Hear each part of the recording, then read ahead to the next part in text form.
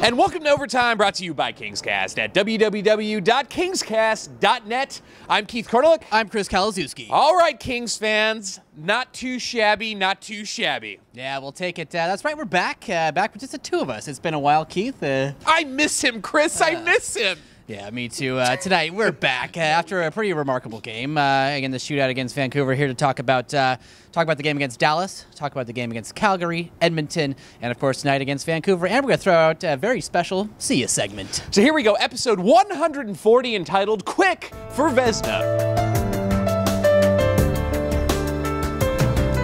All right, Keith, so coming into the game against Dallas, we were fresh off that awesome victory against the Washington Capitals where the Kings absolutely exploded for points, and we thought that was kind of a fluke. But playing the game against Dallas, the Kings exploded again, Bernier net. It was one of those games where I was like, is this a new trend? The Kings now has learned how to score.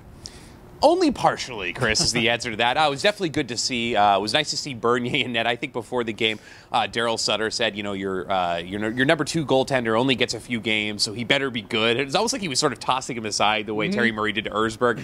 But, first goal of the game, Bernier probably wanted to have back, but played really, really well. And the Kings, end up winning, which was nice. Trevor Lewis had a goal. Yeah, Trevor Lewis had his first goal of the season, which was great, and of course earned himself a shootout attempt, which of course led to a save by the goalie. But of course. One of the highlights of this game, obviously, was the 3 power play goals. 3.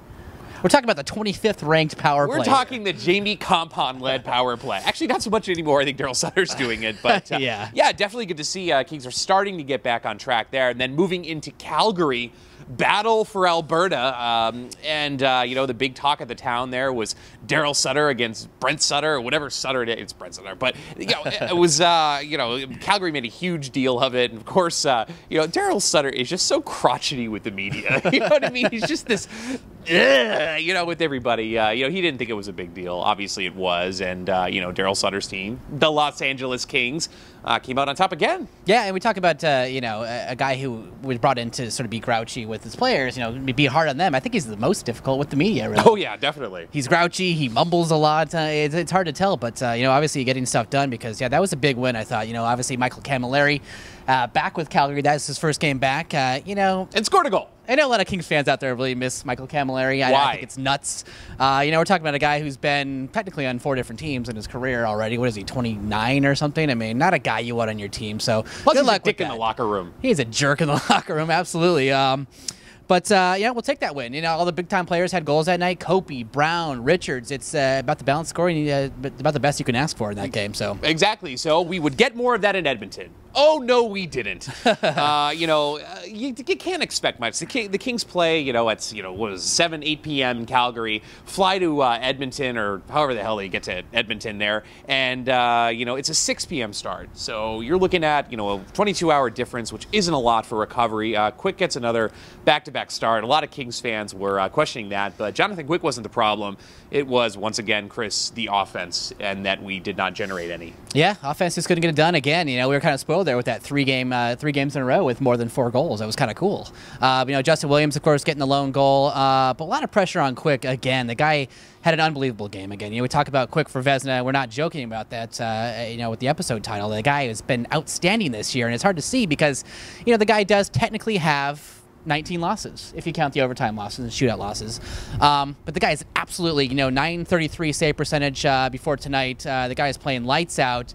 Thank God we have Quick. Where would this team be without Quick? I don't know. We were talking about it tonight at the sports bar we were at, and, just imagine if, Quick was as stellar as he was last year in the shootouts or overtime. No fault of his own this year. I think he's come back to human proportions. And if the Kings picked up a couple of more wins in those, low-scoring games, right now Quick is probably going to finish 3rd in Vezina polling, I think, behind Lundqvist and Tim Thomas. But, if the Kings were able to string some of those wins together, Quick was a little bit better in the shootouts. Chris, he runs away with it. You don't need any other nominees, but the Kings, of course, you need offense, and the Kings typically haven't had any. But coming into tonight against the Vancouver Canucks in Vancouver, You know, it's a lot of road games for the Los Angeles Kings, Chris. The Vancouver Canucks, again, you know, I think second in the Western Conference, still playing really, really well. And the Kings just seem to have their number this year. Yeah, definitely. You know, obviously the last game against them at Staples Center, Kings won 4-1, which was a humongous win. And tonight was another one of those yardstick games. It's like, how good is this team for real? And, of course, it was 2-2. And, of course, another point. But I kind of had a good feeling tonight because the Kings in the last, I think it was 8 or 9 games, had been one loss. You know, of course, lost in the shootout to Edmonton, and pulled away with it. I mean, in the shootout. I mean, talk about you know, the guy I know you're rooting for to score that goal in the shootout. Mike Richards, the guy who was 0 for 7 in I think career on penalty shots. A guy who was rarely, if ever, in the shootout. I think it was 11 for 39 or 28%. Yeah, 28%. Now it's like what 30% or something like that. But what a game tonight, and what a great road trip. You know, we talk about getting 5 out of 6 points. I mean, you take that going into the Western Canada teams. I mean, that's fantastic.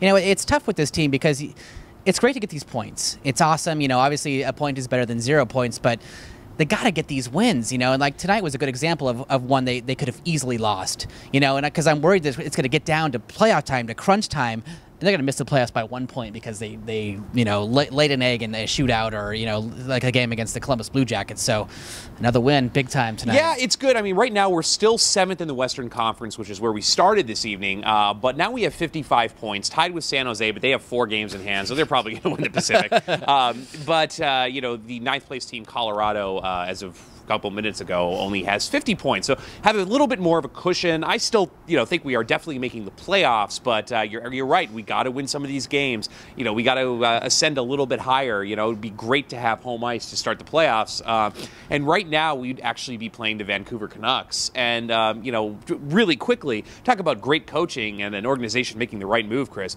Who's top in the NHL right now? The St. Louis Blues. Yeah, it's hard to believe, but yeah, the St. Louis Blues up by a point are ahead of Detroit, Chicago, all these guys who have, traditional awesome teams. And wow, that Hitchcock pickup was pretty damn big. Yeah, he's no slouch, that's for sure.